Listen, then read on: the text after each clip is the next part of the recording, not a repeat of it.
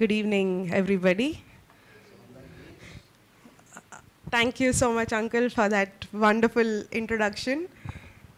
Yeah so అద్భుతమైన మరి పరిచయ మాటలను బట్టి పాస్టర్ గారికి సెలీనా గారు వందనాలు చెల్లిస్తున్నారు. అలాగే నా తరపున కూడా వందనాలు చెల్లిస్తున్నాను. Thank you. When I first taught in college, I first stepped into a classroom of 100 students. టీచర్గా మొదటిసారి క్లాస్ రూమ్లోకి వెళ్ళినప్పుడు 100 మంది విద్యార్థులు ఉన్నారంట అక్కడ. So just like how I was nervous and my heart was racing, so I feel the same today. ఆ రోజున 100 మంది విద్యార్థులను చూసి కొంచెం కంగారు పడి ఇబ్బంది పడినట్టుగానే ఈరోజు కూడా మరోసారి మీ ముందు అట్లా ఉంటుంది. Okay, so I first would like to thank God for this opportunity that He has given me and that He has enabled me. And yeah మరి ప్రభు అయిన దేవునికి మొట్టమొదటిగా నేను స్తుతులు చెల్లిస్తూ ప్రభు అయిన దేవుడు నాకు అనుగ్రహించిన ఈ ఆధిక్యతను బట్టి ఈ యొక్క అవకాశం బట్టి నేను ప్రభువును స్తుతిస్తున్నానండి. I also thank the church and especially Pastor Dan and Pastor Praveen for encouraging me and for considering me. అలాగే మరి దైవజనులు మరి డానియల్ గారికి, ప్రవీణ్ సార్కి, పాస్టర్ గారికి వారికి కూడా వందనాలు తెలియజేస్తూ ఉన్నాను, నన్ను ప్రోత్సహించినందుకు, ఇట్లాంటి అవకాశాలు కల్పిస్తున్నందుకు. I pray that all of you all will be blessed as I was blessed through the experiences that I had. మరి నాకు కొన్ని అనుభవాలు గుండా దేవుడు నడిపించుకుంటూ వచ్చాడు, దేవుడు నన్ను దీవించాడు. అవే అనుభవాలు మీకు చెప్తూ ఉండగా అవి మీకు కూడా దీవెనగా ఉండాలని నేను కోరుకుంటున్నాను. Okay, so the title for my sermon today is The Subject That Spoke of the Savior. Yeah పిల్లల యొక్క శీర్షిక చూడండి, మరి రక్షకుడిని గురించి మాట్లాడిన అంశము అనేటువంటి ఒక అంశాన్ని మీ మధ్యకు తీసుకురావాలని నేను ఇష్టపడుతూ ఉన్నాను. We can see Jesus in everything. మరి ప్రతి దాంట్లో కూడా రక్షకుడిగా యేసు ప్రభు మనకు కనబడుతున్నాడు. And God has a very special way of revealing Himself to us in the small things of our daily lives. మరి మన యొక్క అనుదిన జీవితాల్లో చిన్న చిన్న విషయాల్లో కూడా రక్షకుడు మనకు కనబడుతూ ఉంటారు, ప్రభు మనకు కనబడుతూ ఉంటారు. So all of you all, or most of you all know that I have graduated from the subject of pharmacy. మీలో చాలామందికి తెలిసినట్టుగానే పిల్లరా, మరి నేను ఈ యొక్క ఫార్మసీ గ్రాడ్యుయేట్గా నేను ఉంటున్నాను, మీకు చాలామందికి తెలుసు. And all of you all would have seen the pharmacy symbol across medical shops. మరి మెడికల్ షాప్స్ దగ్గర ఒక సింబల్ వారు ప్రత్యేకంగా పెట్టుకుంటారు, ఒక సింబల్ ఉంటుంది కదా. Yeah, do you know what that symbol is? మరి గుర్తు వస్తుందా ఏమైనా? మెడికల్ షాప్ గుర్తు చేసుకోండి ఒకసారి. Yeah, a green color plus sign. Green colour plus sign ఉంటుంది కదా. So this pharmacy symbol has been transitioned over many years. మరి ఆ యొక్క గుర్తు ఏదైతే ఉందో అది అనేక సంవత్సరాలుగా మారుతూ వచ్చింది. This is the symbol that is internationally recognized for medicine. మరి ఆ యొక్క మరి దవ ఉన్నది కదండి, మందుల కొరకు అంతర్జాతీయంగా వారు ఈ సూచనతో చూపిస్తూ ఉంటారు. This is called the rod of Asclepius. STPS యొక్క రాడ్ అని కూడా దీనికి మరొక పేరు ఉంది. There are a lot of stories behind this, especially Greek mythology. మరి గ్రీకు యొక్క ఆ యొక్క తత్వ మూలాల్లో చూస్తే ఈ యొక్క సింబల్ ఎలా వచ్చింది ఏంటనేది అనేక రకాలుగా వారు చెప్తూ ఉంటారు. But I don't see it in terms of Greek mythology, but I see it through the biblical aspect. అయితే ఆ యొక్క గ్రీకు ఆ యొక్క మైథాలజీ కాదు కానీ బైబిల్లో లేదంటే మన క్రైస్తవ దృక్పథంలో ఇది ఎలా వచ్చిందో నేను దానిని చెప్పుపోతూ ఉన్నాను.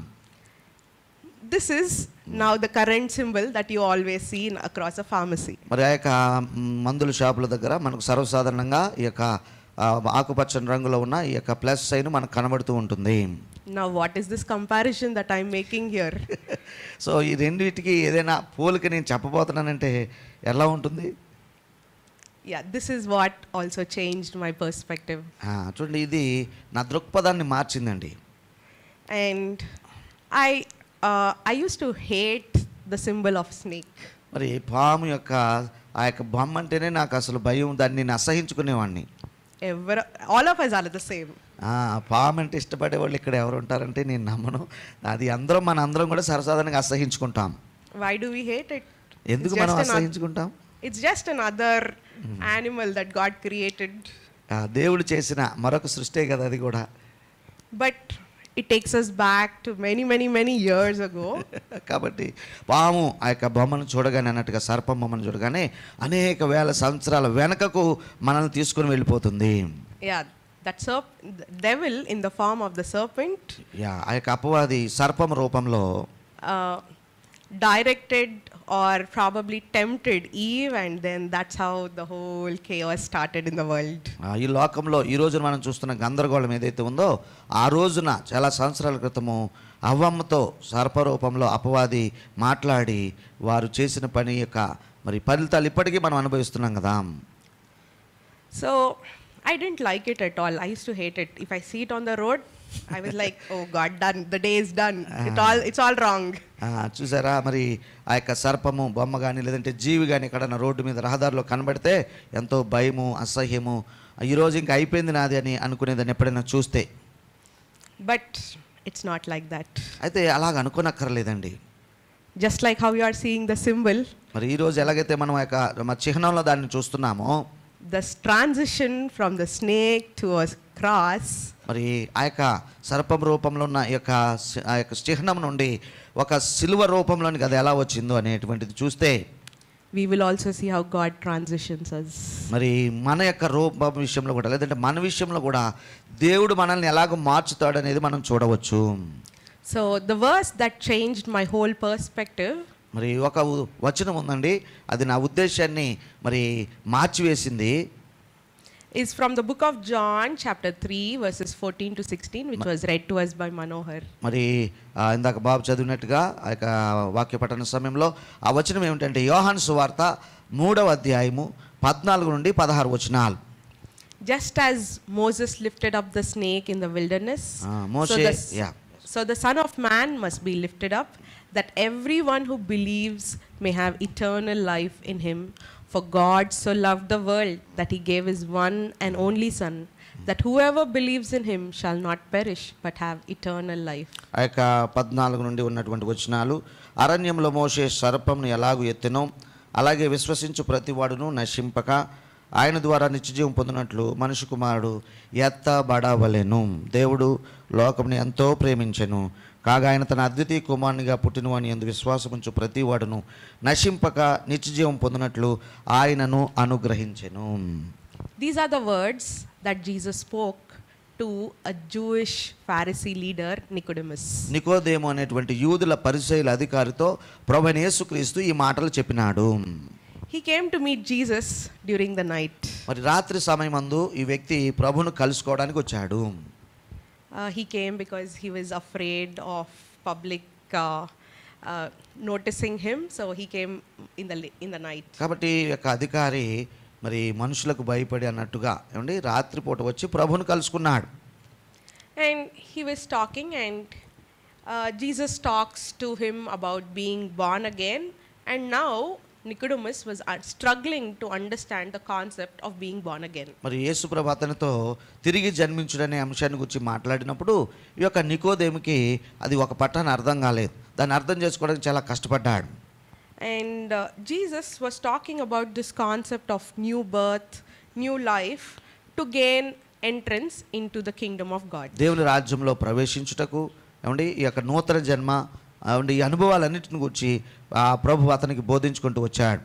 And Jesus tells him that one must be born of water and the Spirit. మరి అక్కడ యేసు ప్రభు చెప్పిన మాటలు ఏంటంటే ఒకడు మరి నీటితోనూ ఆత్మ మూలంగాను కూడా జన్మించాలి. And he goes on to tell these verses that we are seeing on the screen. మరి ఆ మాటలు చెప్పుకుంటూ వచ్చి ముగింపులో లేదంటే చివరికి అన్నట్టుగా ఈ మాటలను చెప్తూ ఉన్నాడు. Now what is the background for these verses here? Just as Moses lifted up the snake in the wilderness, so the Son of Man must be lifted up, that whoever believes in him must have eternal life.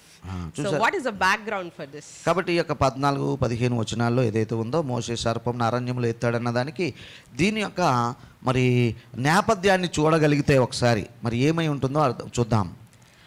The history for these verses is found in the book of Numbers, chapter 21, verses 4 to 9. మరి 21 అధ్యాయము 4 నుండి 9 వచనాలు సంఖ్యాకాండంలో ఈ యొక్క మాటలను మనం చూస్తూ ఉంటాము. what happened in Numbers chapter 21 verses 4 to 9 could have been some months, at least a month or some weeks, but it's just described in 5 verses. మరి ఆ యొక్క మరి సంఖ్యాకాండము 21 అధ్యాయము 4 నుండి 9 వచనాల్లో చెప్పినది బహుశా అక్కడ మరి ఎన్ని రోజులు జరిగిందో, ఏమంటే వారం జరిగిందో, ఎన్ని రోజులు జరిగిందో మనకు తెలియదు, కానీ ఒక 4-5 వచనాల్లో మాత్రం ఆ విషయాలన్నింటినీ చెప్పడం జరిగింది. We all went together to Goshen theme park. చూడండి, సంఘంగా మనందరం గోషెన్ థీమ్ పార్క్కి మనం వెళ్ళి వచ్చాం. In one of the rooms that we were passing along, we encountered snakes. Some of us trampled over the snakes as well. ఆ Goshen theme పార్క్లో మరి ఒక సీన్ నుండి మరొక సీన్కి రూమ్లో మారుతున్నప్పుడు ఆ యొక్క సర్పాల బొమ్మలు అక్కడ వీడియోలో చూపించారు. వాటిని తొక్కుకుంటూ వెళ్ళినట్టుగా వెళ్ళాం మనం. That is what I'm going to describe now. అదే విషయాన్ని నేను మీకు చెప్పబోతూ ఉన్నాను. So we all know Israelites were traveling from Egypt to the promised land, Canaan. మరి చూసినట్లయితే మనందరికి తెలిసినట్టుగానే పిల్లరా, మరి ఐగుప్తులో విడుదల పొంది కనాను దేశానికి, వాగ్దానం చేయబడిన దేశానికి ఇశ్రాయేలీయులు ప్రయాణం చేసుకుంటూ వస్తున్నారు కదా. It was a very simple travel, but they had to travel for 40 years along various paths that is shown in the map. మరి అది సుమారుగా చాలా సులువైన ప్రయాణము, దగ్గర దారి ఒకటి ఉన్నది, కానీ మరి వారు ఒక 40 సంవత్సరాలు అటు ఇటు అన్నట్టుగా అరణ్యంలో ప్రయాణం చేస్తూ అక్కడికి చేరుకుంటున్నారు. So as they were traveling, they had to pass through the country of Edom. But ఏదోము దేశము గుండా వారు వెళ్ళవలసిన అవసరం వచ్చింది. But Edom denied Israel permission to pass through that country. అయితే వారు ఏదోము దేశీయులు మీరు మా దేశం గుండా వెళ్ళడానికి వీలు లేదని వారికి అనుమతిని నిరాకరించారు. And God told the Israelites not to fight against Edomites. మరి ఈ యొక్క ఎదోమీయులతో మీరు యుద్ధం చేయకూడదని దేవుడు మరి వారిని ఆపు చేసినాడు. So Moses had redirected them to move in another direction, a small change in direction. They had to move towards southeast. If you see, Canaan is somewhere towards the north. ఉత్తర భాగంలో కానాను కనబడుతూ ఉంటే మరి ఇంకొక మార్గము మార్చి వారిని తీసుకెళ్ళడానికి మోషే గారు ప్రయత్నిస్తున్నారు. And so they had to travel away, a little distance away from Canaan. So they went in another direction and they had to go around Edom. మరి ఈదోము దేశమును చుట్టి వెళ్ళాలని దేవుడు వారికి చెప్తే మోషే వారిని అలాగూ తీసుకుని వెళ్తున్నాడు. Already they are exhausted. మరి వారికి ఇప్పటికే చాలా ప్రాణాయాసం ఉన్నది. They have traveled many years. మరి సంవత్సరాలుగా ప్రయాణం చేసుకుంటూ వస్తున్నారు. And now this rerouting is again tiresome. మరి అలాగే ఎదోము దేశం నుండి చుట్టి వెళ్ళాలన్న ఆ యొక్క మార్గమును ఆలోచిస్తేనే వారికి ఎంతో ఇంకా మరి విసుగుగా అనిపించింది.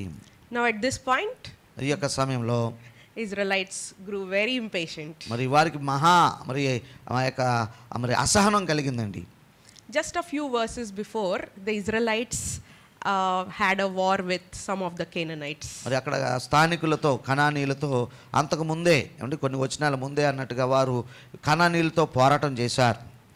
So they would have been wondering, why can't we just go through Edom? If anyone attacks us, let's kill them.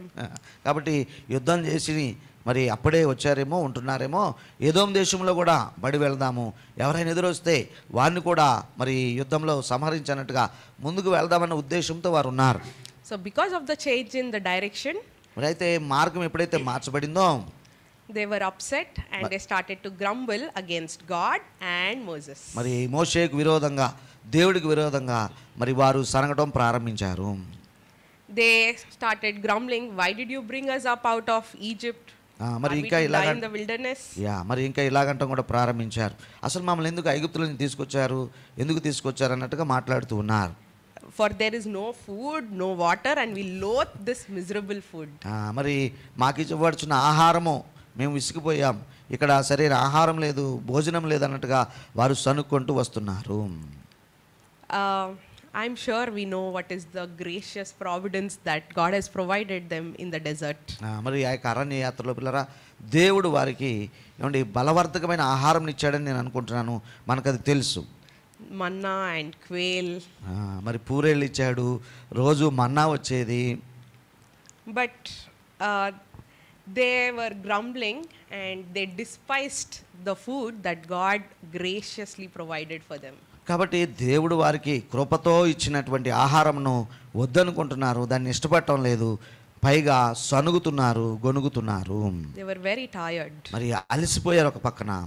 They were tired of their routine life. మరి వారి యొక్క రోజువారీ జీవితంలో వారు అలసిపోయినట్టుగా ఉన్నారు.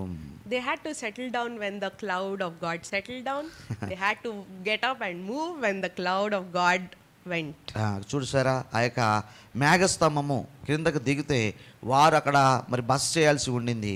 ఆ మేఘస్తంభం ఎత్తబడితే లేక మేఘం ఎత్తబడితే అన్నట్టుగా వారు ప్రయాణం చేయవలసిన అవసరం వచ్చింది.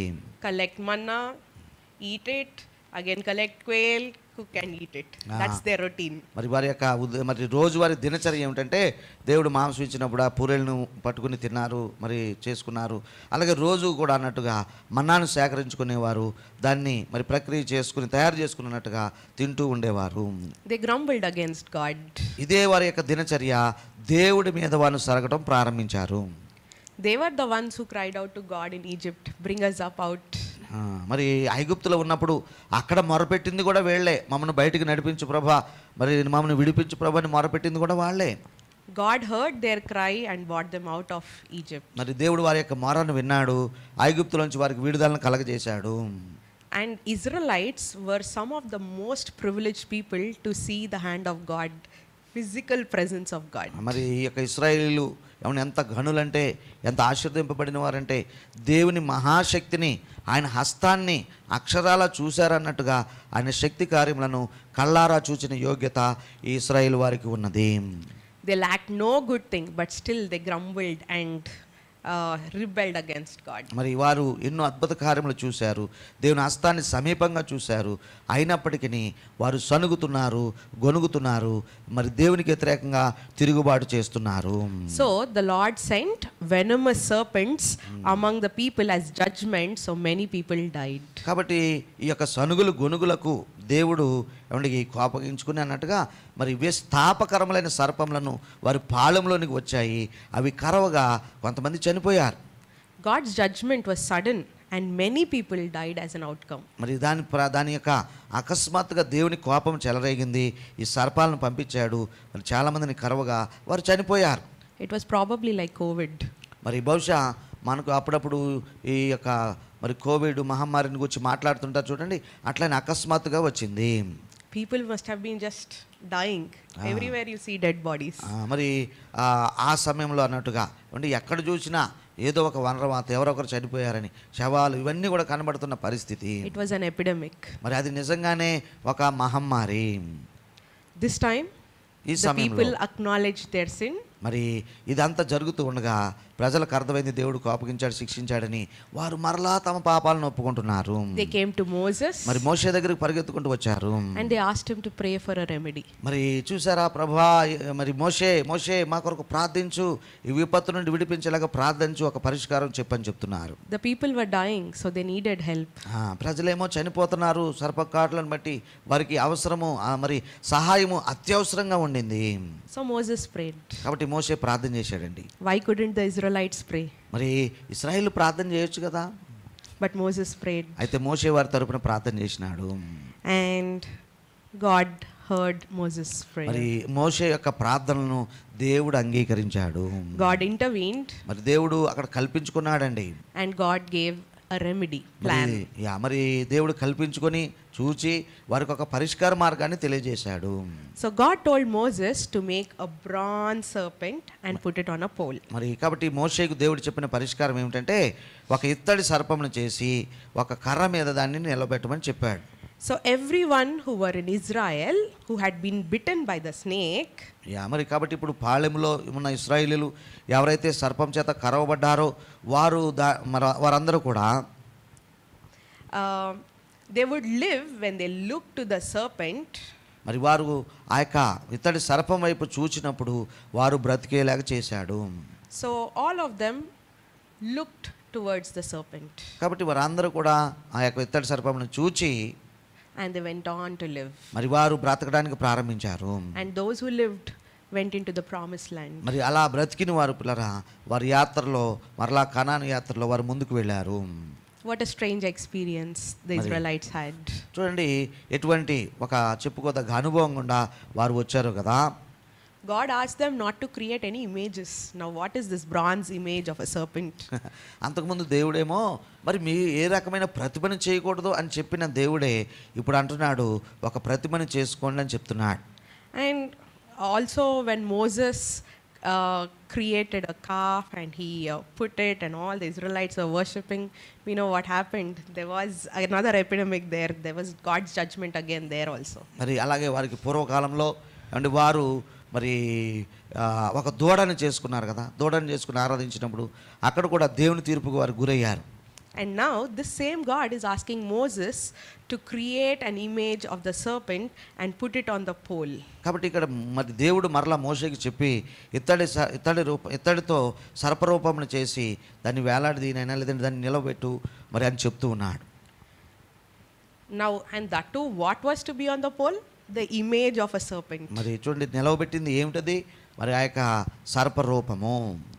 Again the same serpent which I don't like. చూడండి సర్పము అనే ఆ యొక్క జంతువు నాకైతే బాగా నచ్చదండి. Wasn't it that same serpent that tempted Eve? మరి ఇదే సర్పము మరి పూర్వము అవ్వను శోధించింది ఏ సర్పమా? Now why should they create this? అప్పుడు కూడా ఆదామును సర్పరూపంలో చెప్పవద్దు శోధించాడు కదా. మరలా ఆ రూపాన్ని ఎందుకు చేయాలన్నట్టుగా. And more importantly, now Jesus is taking this story and applying it to himself. So అది అయిపోయింది అనుకుంటే తర్వాత యేసు ప్రభు వచ్చేసి ఆ యొక్క ఇత్తడి సర్పాన్ని చూసుకొని తనకు పోల్చుకుంటూ ఆయన మాట్లాడుతున్నాడు.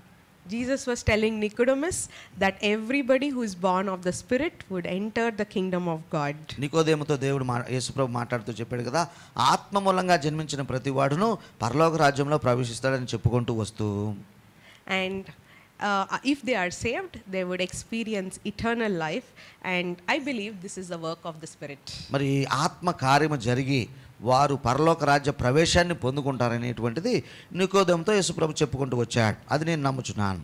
Now Uncle Daniel on Pentecostal Sunday he was telling about how to be under the influence of the Spirit. మరి 21వ తారీఖు అన్నట్టుగా పోయినసారి అన్నట్టుగా మరి పాస్టర్ డానియల్ గారు చెప్పుకుంటూ ఆత్మ ప్రభావం చేత నడిపించడం ఎట్లు అనే అంశాన్ని మనకు బోధించారు.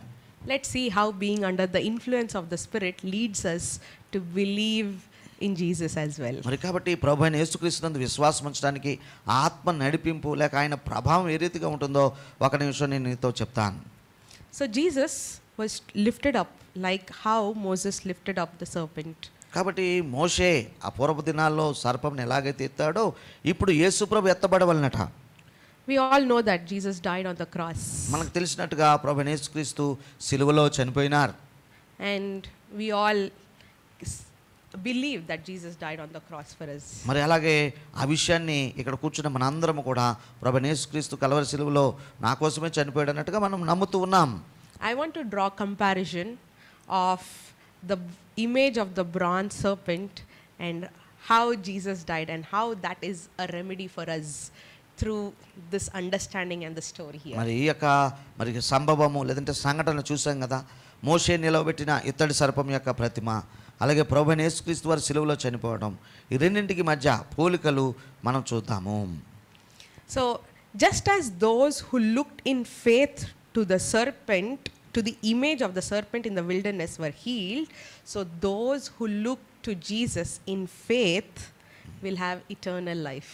చూడండి గమనిస్తే అరణ్యంలో ఆ రోజున తాపకరమైన సర్పాల చేత మరి కరవబడి చనిపోతూ సర్పం వైపు చూచి బాగుపడ్డారో విశ్వసించి, అలాగే ఎవరైతే ప్రభువైన యేసుక్రీస్తును చూచి విశ్వాసంతో నమ్ముతారో వారు కూడా కాపాడబడతారు, నిత్య జీవాన్ని పొందుకుంటారు. Because Jesus goes on to say, for God so loved the world that he gave his one and only son, that whoever believes in him will not perish but have eternal life. ఆ యొక్క 16 వచనం మనం చూస్తున్నాం యేసు ప్రభు వారి యొక్క మాటలు. ఏమండి, దేవుడు లోకముని ఎంతో ప్రేమించను కాగా ఆయన తన అద్వితీయ కుమారునిగా పుట్టును అని యందు విశ్వాసముంచు ప్రతివాడును ఏమండి నశింపక నిత్య జీవం పొందినట్లు ఆయనను అనుగ్రహించాడని చదువుతున్నాం కదా. So Jesus was like the image of the bronze serpent. కాబట్టి అరణ్యంలో ఆ రోజున తాపకరమైన సర్పం రూపంలో దాని పోలికలో యేసు ప్రభు తనను పెట్టుకుంటున్నాడు. So the Israelites had to believe the process. కాబట్టి ఇక్కడ జరిగే విషయాన్ని ఇశ్రాయేలు ప్రజలు అక్కడ నమ్మినారు. It called for a step of faith. అది విశ్వాసపు అడుగు అని మనం అనుకోవచ్చు. So faith is trusting and believing in something what is not visible, and even if we don't understand it. మరి అదృశ్యమైనది కంటికి కనబడని దాన్ని మరి మనస్ఫూర్తిగా నమ్మటమే విశ్వాసం అని అంటారు కదా. So now having faith is also a work of the Spirit. కాబట్టి విశ్వాసమును కలిగి ఉండటం అనేది కూడా ఆత్మ కార్యమై ఉన్నది. And this faith comes from God, who is the source of faith. మరి ఈ యొక్క విశ్వాసము ఏమండి విశ్వాసానికి కర్త అయిన ప్రభు నుండే మనందరికీ అనుగ్రహించబడుతూ ఉన్నది. So I pray that we all will grow in faith through this gleanings that I have. మరి ఈ రోజున నేను మాట్లాడుచున్న ఈ కొద్దిపాటి విషయాలతో ఇలాగ ఆత్మ ద్వారా మనం నడిపింపబడుతూ ఆత్మను పొందుకుంటూ ఆత్మ ప్రభావం కింద ఉండాలని మరి నేను మాట్లాడుచున్నాను. Snake is venomous because it has poison in it. మరి ఈ యొక్క సర్పములు వాటి పేరే తాపకరమైన సర్పములట. వానిలో విషం ఉన్నది. అవి కరిచిన వారు విషాన్ని బారిన పడతారు. Poison is very dangerous. మరి ఆ యొక్క విషము మరి చాలా ప్రమాదకరమైనది కదండి. Do you know what it does when it enters into the body? మరి ఒక వ్యక్తి శరీరంలో ఏమండి పాము విషం ప్రవేశిస్తే ఏం జరుగుతుందో తెలుసా? It enters into the bloodstream. మరి అది రక్తంలోని కలిసిపోతుంది. And it splits the blood. మరి అది ఏం చేస్తుందంటే మానవ రక్తాన్ని మరి పల్చగా లేదంటే విడగొట్టేస్తుంది. Just like how spoiled milk curdles separating into curdled milk and water, that's how poison does in your bloodstream. ఎలాగైతే ఏమండి ఆ పాలు విరిగినప్పుడు నీళ్ళలాగా కొద్దిపాటి పాల తెరకలాగా అయిపోతుందో అంటే పాలు నీళ్ళు ఎలాగ వేరైపోతాయో పాడైపోయిన పాల విషయంలో అలాగే ఈ యొక్క విషము మన శరీరంలో ప్రవేశిస్తే రక్తాన్ని అలాగ ముక్క ముక్కలు చేసేస్తుంది. It's a very slow but yet very painful process. మరి చాలా నెమ్మదిగా జరుగుతుంది కానీ బాధాకరమైన ప్రక్రియ అది. And ultimately the result is death. మరి అలాగ చేసినప్పుడు ఆ మనిషి ఇక మరణానికి గురవుతాడు. Just like that, అదే విధంగా sin is also a poison. మరి యొక్క మరి పాపము కూడా ఒక విషముతో పోల్చబడుతుంది. It separates us from the life-giving source that is God. మరి జీవమునిచ్చు దేవుని నుండే మనలను వేరు చేసేది ఈ పాపమై ఉన్నది. And ultimately leads us to eternal death. మరి అలాగూ వేరు చేసేసిన తర్వాత ఇక దాని ముగింపు ఏమిటంటే మరణమే. So the sin that started in Adam and Eve is now in us also. కాబట్టి అలాగూ ఆదాము అవ్వల దగ్గర మరి ప్రారంభించబడిన పాపం ఏదైతే ఉన్నదో మనుషులన్న ప్రతి ఒక్కరికి మనలో కూడా అది వచ్చేస్తూ ఉన్నది. How is that possible? అది ఎలాగ జరుగుతుందండి? Genetics. మరి ఈ యొక్క జీవ కణాలను బట్టి. That's my sister's subject.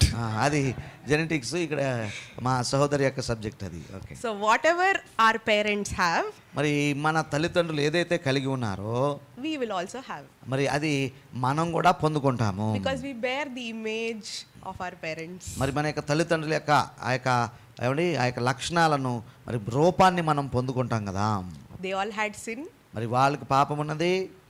We also have sin. మరి మనకు కూడా పాపం వచ్చింది. And we all belong to sin. మరి అలాగే మనందరము పాపానికి దాన్ని కలిగి ఉంటూ ఉన్నాము. And sin has dominion over us. అంత మాత్రమే కాదు పాపమే మన మీద ప్రభుత్వం చేస్తూ ఉన్నది. Paul in the book of Romans he says, there is nothing good in this.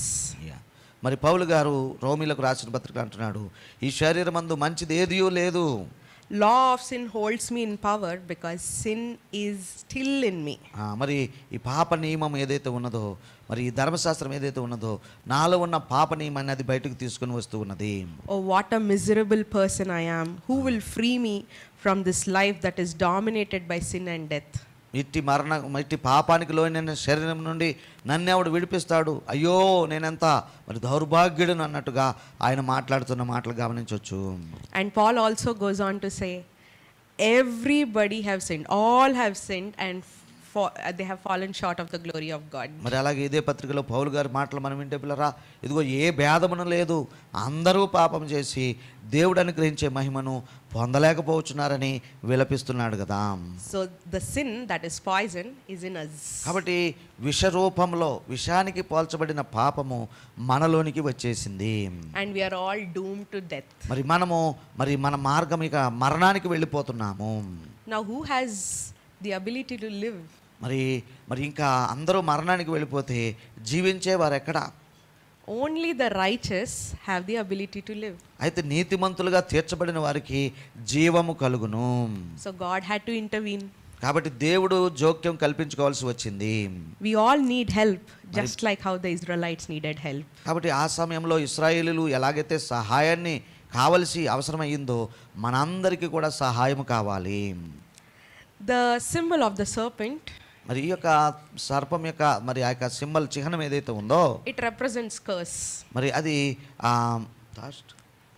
Okay శాపమును అది మరి చూపిస్తూ ఉన్నది. Sorry, The image of the snake does not have poison. కాబట్టి ఆ యొక్క బొమ్మలో ఏమంటే సర్పం యొక్క ప్రతిమలో విషమైతే లేదు. Just like that, Jesus himself did not have any poison. అలాగే ప్రభువైన యేసుక్రీస్తులో కూడా ఏ విషము లేదు. No sin in him. మరి ఆయనలో పాపం లేదండి. He was holy, he was pure. ఆయన నిర్దోషి, నిష్కల్మషుడు. And since he was sinless, death had no power over Jesus. ఆయన నిర్దోషి, నిష్కల్మషుడు, పాపరహితుడు గనక మరణము ఆయన మీద ప్రభుత్వము చేయలేదు. And so Jesus became subject to law to become sin or curse for us. మరి కాబట్టి ప్రభువైన యేసుక్రీస్తు నీ తరపున నా తరపున అన్నట్టుగా ఆయన ఈ యొక్క మరణానికి లోను చేయబడ్డాడు, శాపగ్రాహి అయ్యాడు. So Jesus compares himself to a bronze serpent. కాబట్టి ఇట్లా తనను తాను ఆ యొక్క తాపకరమైన ఇత్తడి సర్పంతో పోల్చుకుంటూ, The bronze serpent was lifted up and the people who looked towards the bronze serpent lived. మరి ఆ యొక్క మరి ఎత్తబడిన ఇత్తడి సర్పం వైపు చూచిన వారు ఎలాగైతే జీవాన్ని పొందుకున్నారు, వారు చూచి వారు బ్రతికినారు. The poison that was in the person who was bitten by the snake, మరి ఆ యొక్క సర్పాల చేత కరవబడి విషాన్ని కలిగి ఉండి చనిపోవడానికి సిద్ధమైన వారు was absorbed by the bronze serpent, the image of the bronze serpent. ఆ యొక్క ఇత్తడి సర్పం యొక్క మరి ప్రతిమ ద్వారా వారు బాగుపడినారు. మరి ఆ విషయాన్ని లాగివేయబడింది అన్నట్టుగా. How it was done? అది ఎలా జరిగింది మరి? Nobody knows. అది మనకైతే తెలియదు, ఎవరికీ తెలియదు. Just like that, అదే విధంగా the sin that is in us మనలో ఉన్న పాపము is absorbed by Jesus on the cross. మరి సిలువలో మనలో ఉన్న పాపము ఆయన మీదకి నెట్టబడింది. How is it done? అది ఎలా జరిగింది? ఎలా జరిగింది అది? We can't see it. We just have to believe in faith. చూడండి, అది మనము కన్నులతో చూడలేము, విశ్వాసముతో నమ్మవలసిన కార్యం అది. The blood of Jesus cleanses us from all sin. మరి ప్రభువైన యేసుక్రీస్తు యొక్క రక్తము సమస్త పాపము నుండి మనలను శుద్ధి చేస్తుంది కదా. And gives us life. మరి మనకు జీవాన్ని ఇస్తుంది. Leading us to eternal life. మరి అది మనకు నిత్య జీవానికి నడిపిస్తూ ఉంటుంది. We just have to believe by faith. మరి విశ్వాసముతో దాన్ని నమ్మినప్పుడు అది జరుగుతుంది. Looking at the bronze serpent was the only remedy for the Israelites. మరి ఇశ్రాయేలీయులు ఆ రోజున ఆ ఇత్తడి సర్పం వైపు చూచి మరి బ్రతకటమే వారికి ఇవ్వబడిన అంశము. There was no other remedy. మరి ఇంకొక పరిష్కారం వారికి లేదు.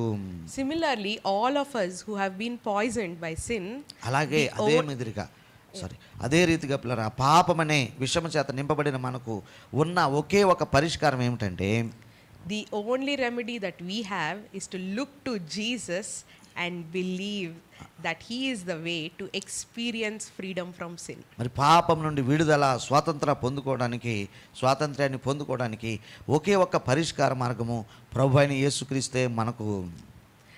Jesus says, I am the way, the truth and the life. ప్రభువైన యేసుక్రీస్తు వారు చెప్పారు కదా, నేనే మార్గమును, నేనే జీవమును, నేనే సత్యమునై ఉన్నానన్న విషయాలు ఆయన చెప్పారు.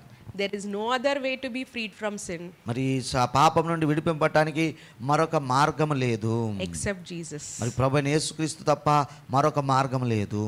And the way to eternal life is Jesus himself. మరి నిత్య జీవమునకు మార్గము మరి ప్రభువైన యేసుక్రీస్తే. And this remedy was only for people who were poisoned by the snake bite. మరి యొక్క తాపకరమైన సర్పం చేత కరవబడిన వారికి మాత్రమే ఈ పరిష్కారం చెప్పబడింది.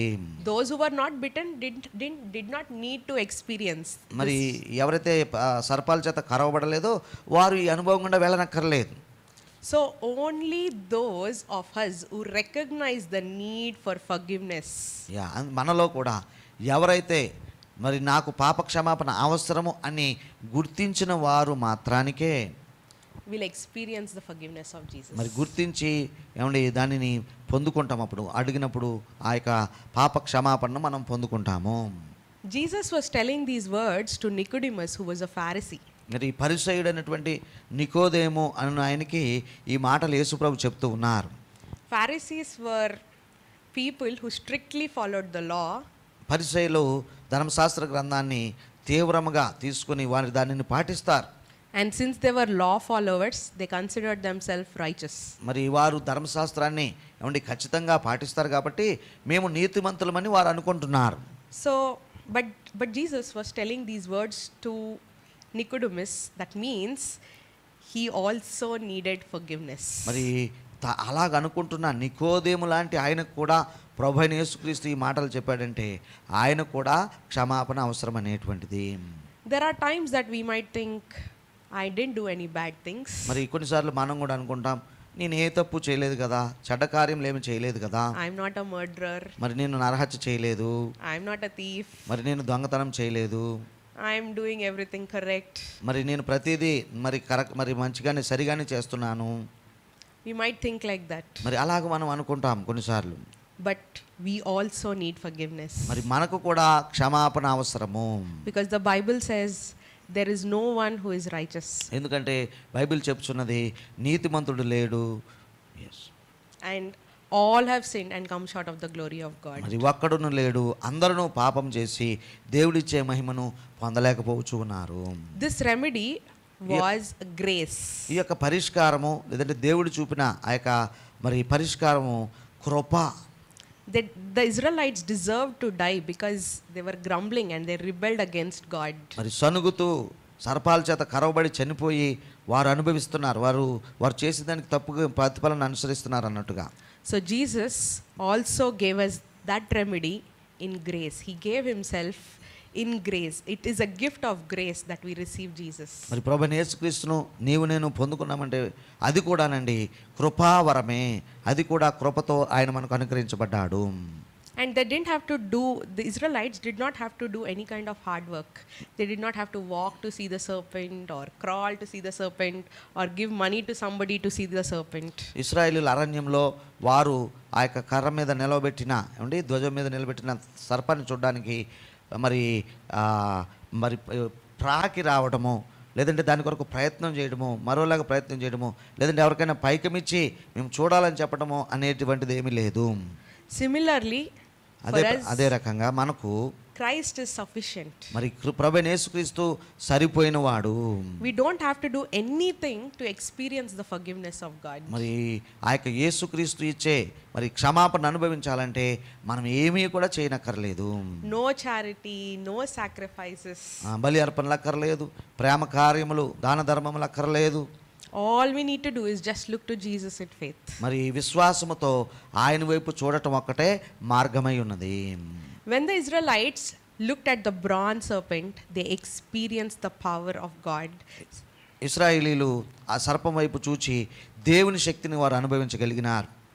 Just like that, when we look at Jesus on the cross, we will also experience the life-giving power of God. అదే విధంగా మనము కూడా సిలువ వైపు చూసినప్పుడు మరి జీవింపజేయు దేవుని శక్తి మనకు అనుగ్రహింపబడుతుంది. Because the Bible says in 1 Corinthians chapter 1 verse 18, మరి మొదటి కొరింథీ పత్రిక 1:18 బైబిల్ ఇలాగ సెలవిస్తూ ఉన్నది. The message of cross is foolishness to those who are perishing, but to us who are being saved, it is the power of God. మరి ఆ యొక్క సువార్త అది వెర్రితనంగా ఉన్నది. మరి నశించిపోతున్న వారి విషయంలో దేవుని సువార్త వెర్రితనంగా ఉన్నది, కానీ రక్షించబడుచున్న మనకు దేవుని శక్తి అయి ఉన్నది. When the Israelites looked at the serpent, the poison was gone and it brought reconciliation with God. మరి వారు సర్పం వైపు చూచి బాగుపడి దేవునితో తిరిగి సమకూర్చబడ్డారు ఇశ్రాయేలీయులు అందరూ కూడా. Similarly, when we look at Jesus, we also experience reconciliation with God, and Jesus gives us peace. మరి అదే విధంగా మనం కూడా ఏమంటే యేసు వైపు చూసినప్పుడు ఏమండి ఆ యొక్క దేవునితో సమాధానం సమకూర్చబడుతుంది. మనం తిరిగి సమాధానపరచబడతాము. దేవునితో సమాధానం మనకు వస్తుంది. And this remedy that God offered to the Israelites ఇశ్రాయేలు ప్రజలకు దేవుడిచ్చిన యొక్క పరిష్కారం ఏదైతే ఉందో was a pakka remedy. అది మంచిగా పనిచేసిందండి. It was perfect. మరి అది పరిపూర్ణమైనది. So everybody who looked at the bronze serpent, they went on to live physically. మరి కాబట్టి సర్పాల చేత కరవబడిన వారు దానిని చూచి బ్రతికారు, అందరూ కూడా బ్రతికారు. So this is a pakka remedy for us also. అలాగే ప్రభు యేసుక్రీస్తులో ఒక ఖచ్చితమైన సమాధానం లేదంటే పరిష్కారము మనకు కూడా ఇవ్వబడింది. So all of us who look to Jesus for healing and forgiveness will certainly experience eternal life. కాబట్టి యేసుక్రీస్తు వైపు ఏమంటే క్షమాపణ కొరకు స్వస్థత కొరకు చూసినప్పుడు అది ఆయన తప్పనిసరిగా ఆయన అనుగ్రహించి వాడై ఉన్నాడు. I've been talking about eternal life so many times, over and over and again. నిత్య జీవం అనే మాట నేను అప్పుడే చాలాసార్లు చెప్పడం జరిగింది.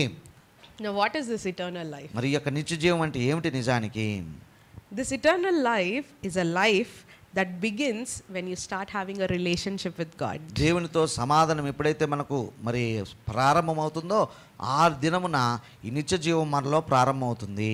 It starts when we look to Jesus and trust in him for our salvation. మన రక్షణ కొరకు యేసునందు విశ్వాసం ఉంచి ఆయనలో ఏమంటే నమ్మకత్వాన్ని పెట్టుకున్నప్పుడు ఈ నిత్య జీవం మనలో ప్రారంభమవుతుంది.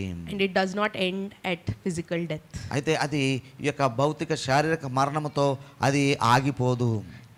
But it continues with God forever and ever. మరి నిత్య జీవం అనేది చనిపోయినాక కూడా దేవునితో సంబంధాన్ని కొనసాగిస్తూ ఉంటుంది.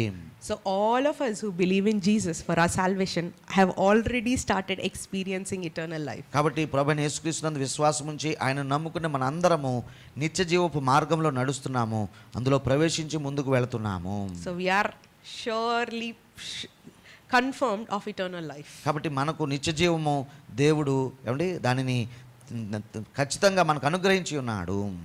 This eternal life begins when we believe that Jesus has cleansed us.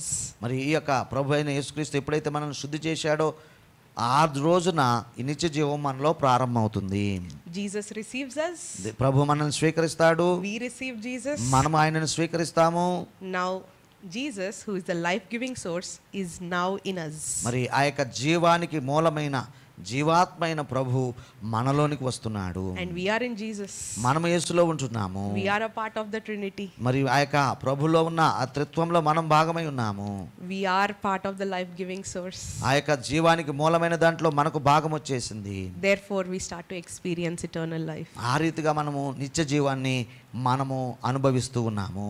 And because of Jesus, యేసు ప్రభువును బట్టి once we who belong to sin, మరి ఒకప్పుడు మనం పాపానికి సంబంధించిన వారముగా ఉంటిమి, we now belong to God. మరి ఇప్పుడు మనము దేవుని సంబంధులమైతిమి. Because the Bible says, ఎందుకంటే బైబిల్ చెప్తున్నది కదా, in Hebrews chapter 2 verses 10 to 18, మరి హెబ్రీ పత్రిక 2వ అధ్యాయము everything belongs to God, మరి ప్రతిదీ కూడా ప్రభువుకు చెందినదే, and all things were created by his power. మరి ఆయన శక్తి చేత లోకమంతా సృష్టించబడింది. So God did the right thing when he made Jesus perfect by suffering. మరి ఆ యొక్క తాను పొందిన శ్రమలను బట్టి అన్నట్టుగా ఆయన పరిపూర్ణుడయ్యాడు ప్రభువైన యేసుక్రీస్తు. As Jesus led many of God's children to be saved and to share in his glory, ఆయన తన మహిమలో పాలిచ్చుటకు అనేక మంది కుమారులను ఆయన తయారు చేస్తూ ఉన్నాడు. Jesus and the people he makes holy, మరి దేవుడు ఆయనను కొద్ది మందిని పరిశుద్ధులుగా చేయడానికి అన్నట్టుగా all belong to the same family. మరి అందరూ కూడా ఇప్పుడు ఒక కుటుంబానికి చెందిన వారైరి. So we all belong to Jesus. మరి మనందరము ప్రభువైన యేసుక్రీస్తుకు చెందిన వారము. We are all in the same family. మరి మనం ఇప్పుడు ఏమంటే దేవుని కుటుంబానికి ఒకే కుటుంబంలో మనం భాగస్థులమైతిమి. And what a blessing we experience. చూడండి అది ఎంతటి చెప్పుకోదగ్గ ఆశీర్వాదం అది. Are we tired of our routine, mundane lives? మరి ఈ యొక్క తీరిక లేని జీవితాలతో అలసిపోయి ఉన్నామా? Are we complaining and grumbling in spite of experiencing God's gracious providence and protection? దేవుని యొక్క కాపుదలను కృపగలిగిన సమకూర్పును అనుభవించిన తర్వాత కూడా సనుగుతూ గొనుగుతూ ఉన్నామా? let us look to the life-giving source who renews us. మరి ఆ యొక్క జీవమునిచ్చు జీవానికి మూలమైన ఆత్మ వైపు చూచి మనం పొందుకుందాము. Are we crying out to God like Paul, who can free me from sin? మరి పౌలు భక్తుడు చెప్పినట్టుగా ఇదిగో ఇట్టి పాపమునకు మరి లోనైన శరీరం నుండి ఇట్టి పాపం నుండి నన్ను ఎవడు విడిపించుననే మొర్ర మనం చేయగలుగుతున్నామా? Or are we struggling to free ourselves from the poison of sin? మరి అలాగే పాపమనే విషము నుండి మనము తప్పింపడానికి ప్రయత్నం చేస్తున్నామా? All we have to do is look to Jesus. ఈ ప్రయత్నాలన్నీ చేయడానికి ఒకే ఒక్క మార్గం అండి, యేసు వైపు చూచుట. Or are we struggling to believe that we have been healed? మరి మనము ఇదిగో స్వస్థత పొందుతారంటే మరి నమ్మడానికి కష్టపడుతున్నామా? Let's look to Jesus. దాని కొరకు కూడా యేసు వైపే చూడాలి. He is the author and perfecter of our faith. మరి మన యొక్క విశ్వాసమునకు మూలము అంటే దాన్ని కొనసాగించేవాడు ప్రభువైన యేసుక్రీస్తే కదా. And when we look to him, ఆయన వైపు మనం చూచినప్పుడు we will surely experience the transforming power of God. మరి మనము ఆయన వైపు చూచినప్పుడు రూపాంతరపరిచే ఆయన శక్తిని తప్పనిసరిగా మనం అనుభవిస్తాము. Let's look to Jesus every day. మరి కాబట్టి ప్రతి దినము ఆయన మీద వేచి ఉందాము. And let's draw life from the life-giving source. మరి ఆ యొక్క జీవాన్ని ఇచ్చే మూలము నుండి సోర్స్ నుండి అన్నట్టుగా జీవమును పొందుకుందాము. May we all look to Jesus in faith. మరి విశ్వాసముతో యేసు వైపు చూచి Be freed from the poison of sin. మరి పాపమనే ఆ యొక్క విషయం నుండి విడిపింపబడదుము. To be reconciled to God by grace. మరి కృపను బట్టి దేవునితో తిరిగి సమకూర్చబడతాము. And let us all experience the freedom and eternal life that we have in Christ Jesus through the Spirit. క్రీస్తులో నిత్య జీవాన్ని ఆయన ఇచ్చు కృపను మనము పొందుకుందుము గాక. ఆమేన్.